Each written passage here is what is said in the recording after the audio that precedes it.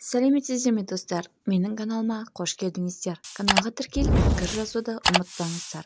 Адам ата туралы аңыз әңгімесінің жалғасы.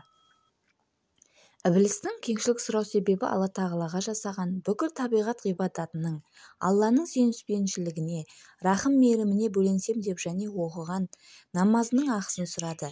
Сол күнге жетуіңе кеңшілік еттім деді. Оған Алла тағала тілегін қабыл алғанын білдіріп. Ібіліс бұлайша кеңшілік алып арманына жеткенімен Алланың рахымына рахмет айтпады, қайта жақсылыққа жамандығын сайлады. Мені аздырған өзің деді ол Аллаға. Адам баласына сілтеген дұрыс жолыңда оларды тосамын да тұс-тұсынан тап беремін. Көпшілік адамның өзіңді алдамасын сонда байқарсың. Өз таңдаған жолыңмен жүре бер деді Алла оны айыптап. Теріс кетсең тек демен, өз даусыңмен адамдарды үрейлендірерсің, зорлық арқылы оларға қарсы тұрарсың, дүние мүлкін перзенттерін тартып аларсың, оларға сұрқиялықпен уәде де берерсің, бұлдыр үміттіден меңзерсің бәлкім. Жәдігөйдің уәдесінде опа болмас, өзіме иман келтірген адамды алдауыңнан қағамын қалайда. Әсте оларға қожаңдатқызбаймын сені, олар да саған бағынбайды, айтқаныңа көніп айдағаныңа жүрмейді де. Адамдарды дұрыс жолдан тайдырып, уас-уаса айтып аздыруды ғана кәсіп еткің келсе, әсте береке таппайсың. Онда сені және саған ілесушілерді сөзсіз тозаққа топырлатамын. Періштелер адам атаға жүгінеді, артықшылығын мойындайды, оның мәртебесінің өздерінен жоғары екенін таниды. Ал Алланың өздеріне қарағанда адам атаға әлдеқайда артық қайыр-шапағат етіп отырғанын мойындайды.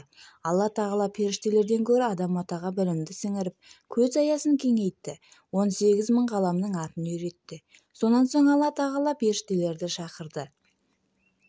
Шын сөйлейтін болсаңдар, деді Алла тағала оларға, кәне 18 000 ғаламның атын айтып шығыңдар.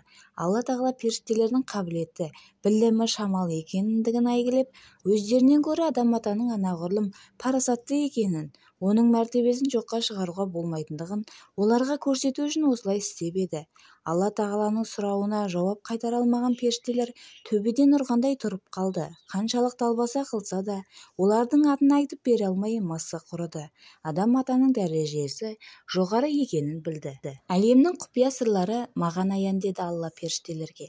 Әшкере әрекеттеріңді де, ішкі ойларыңды да білемін демедім бе сендерге? Сол тұста періштелер Алланың рахмын ұғынды, адамды жаратуының сыры мен мақсатын түсінді. Алла тағала Ібілісті мейір шапағаттан кенелу құқығынан махрұм етіп, оған өз құдіретін көрсетті. Алла тағала адам ата мен оның зайыбы Хауа ананы жұмақта тұрғызды, әрі оған былай деді. Шапағатым мәңгі есінде болсын. Хикметті құдіретім бойынша сені жараттым. Еркім бойынша адам еттім. Сен деп рухымды үрледім. Періштелерді аяғыңа жықтым. Парасат пен білімді атадым. Ібіліске атаған мархаматымды қайтарып алдым. Сенің уәдеңнен тайып, опасыздық жасасаң, жұмақтан қуып, тозақтың азабын бұйырамын. Сұрқия Ібіліс сенің және зайыбыңның қас жауы екенін ұмытпағайсың. Алла тағала адам ата мен Хауа анаға жұмақтағы жемістерді қалағанынша үзуге және жеуге рұқсат етті. Десе де оның ішіндегі бір ағашқа жуымау жөнінде тыйым салды. Олардың жаңылып, соқтығып қалуынан сақтану үшін ол ағаштың тұрған орнын да айқын көрсетті. Егер сол ағашқа жақын барсаңдар, әрі оның жемісін үзсеңдер, онда менің қаһарыма ұшырайсыңдар деп ескертті. Адам ата жұмаққа кірді, онда не керектінің бәрі бар еді.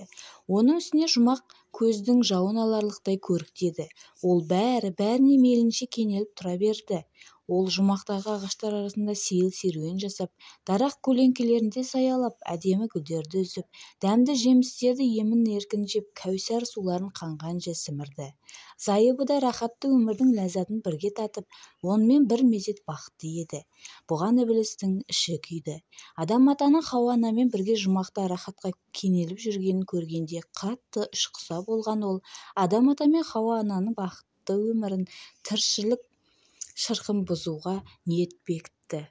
Өзінің жұмақтан қуғындалып, Алланың мархаматынан махрұм қалуын адам атадан көрді. Алла тағаланың адам атаға тағзым жаса деген әмірінен бас тартып, қызғанышын әшкере болған соң ғана қарғысқа жолықтым деп санады. Ол адам атадан кегін қайтаруды ойлады. Сонымен ол жұмаққа келіп, Адам атаны мүләйімси әңгімеге тартты. Адам атаға ақжарқын ізгі ниет көрсеткенсіді. Күллі айла шарғымен Адам атаға жанасып, оларға іш тартып күйінгенсіді. Олардың бақытты өмірін қорғаушы бейнесіне кірді. Алла тағала сендерді әлгі ағашқа жолама деп тыйым салғанда, деді ол, сендерді періштеге айналып, осы арада мәңгі бақи тұрып қалмасын деген оймен тыйым салды. Адам ата мен Хауа-ананың тым селқос рай ұстап, уағыз-насихатына құлақ аспағанын байқаған ібіліс, ант су ішіп, адал ниет, шын пейілмен ақыл айтып тұрмын сендерге, сұмдық салайын деген ой менде мүлдем жоқ еді деп тіл жағын безеп, арамзалығын, арамдығын ділмарлықпен өткізуге тырысты. Алла тағала тыйым салған ағаштың жемісі тіл үйірерліктей дәмді әрі тәтті, түрі де әдемі деп асқырды. Адам ата мен Хауа-ана оның жылы сөзіне тебіренді де алданды. Адам ата мен Хауа-ана Алланың әміріне қиғаштық істегендіктен жұмақта үздіксіз тұра беруден шектелді. Бұл ағашқа жоламаңдар дегенім қайда, деді Алла тағала оларға. Сайтан, ібіліс екеуіңнің қас жауың демедім бе? Адам ата мен Хауа-ана өздерінің әрекетіне қатты өкінді. Аллаға тәуба келтірді. Уа Рабби, иеміз, уәдемізге опа қылмадық, алдыңызда айтқан сөзімізде тұрмадық. Кешірмесеңіз, ескірмесеңіз, мүлде құрыдық, деді екеуі. Пәни дүниеге жөнелтемін, деді оларға Алла тағала. Өзара өш боласыңдар, жерді мекен тұтасыңдар. Алла тағала Адам ата мен Хауа-анаға кеңшілік жасады. Екеуінің жаза басқанын кешірді. Сонымен көңілденіп, олардың жүректері орындарына түсті. Десе де жұмақтың қызығынан үміттерін біржола үзе қоймады. Олардың ойын, көңіл күйін аңғарған Алла тағала екеуін жұмақтан шығуға әмір етті. Оларға ібіліспен арадағы жаулығы әлі де сақталатындығын айтып, одан абайлауды, ендігәрі оның азғыруынан, еліктіруінен аулақ болуды айрықша ескертті. Жұмақтан бірге түсесіңдер, деді Алла тағала. Сендер бір-біріңе жаусың. Егер сендерге менің әмірім жетсе, кім сол әмірім бойынша істесе, ол адаспайды, әрі қасірет қайғыдан қалмайды.